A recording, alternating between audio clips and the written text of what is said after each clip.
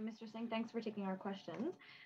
You referenced that the Prime Minister suggested, I think it was last week, that the one of your ideas was simplistic. Given that so far, I do take your point that you are pushing back against that, but given that there is no buy-in there, how do you plan to pressure the government on this specific measure? And I'm not sure if you can be adding things into the deal, but have you sat down with the Liberals over the holidays, or will you be sort of in the weeks before the House does resume to sort of renew the CASA?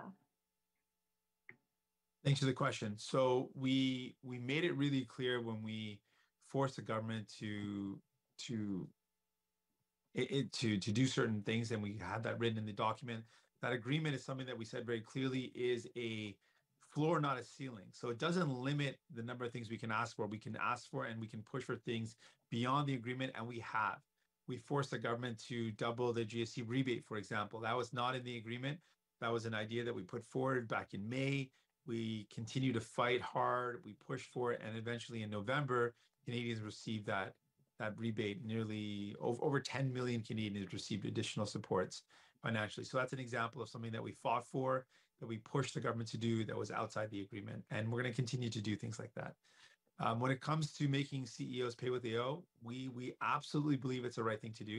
And we've got evidence from other countries that they can do it. They've done it.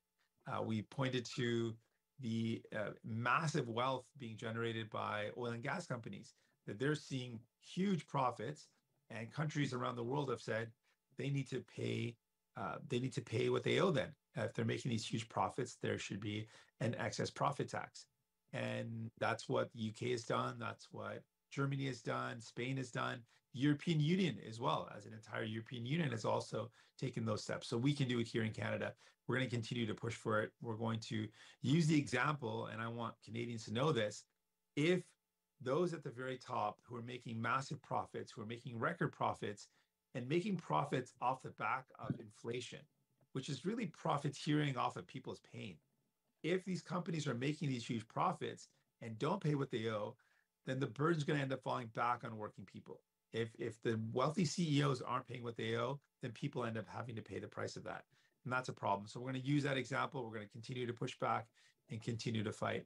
In terms of meetings, we have in our agreement a requirement for the government to be meeting regularly in different ways. And I'll be meeting with the Prime Minister as a part of the agreement, and I'll be laying out some of those concerns. I had a meeting late last year, and I laid out my concerns around healthcare, around this, making sure that the super rich are paying what they owe, that given the excess profits being made, that those CEOs should be paying what they owe, and laying out what I expect in terms of more supports for people with the cost of living going up and the food prices continuing to rise.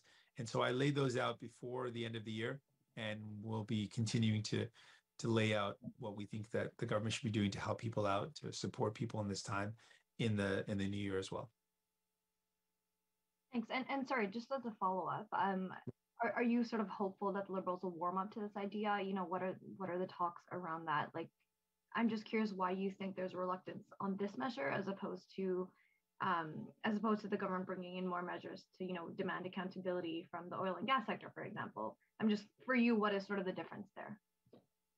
Well, I think that this government just doesn't have the same priorities as we. They think it's okay for the burden to fall on workers. They think it's okay for the burden to fall on people. And we think they're wrong.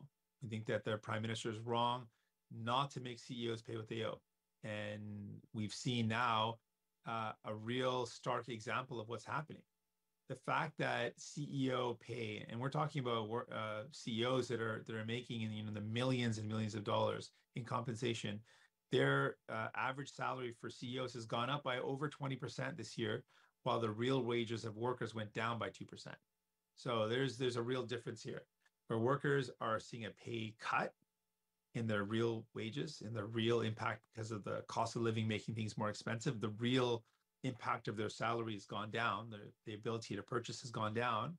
And those at the very top, CEOs is a great representative of those at the very top, are making significantly more.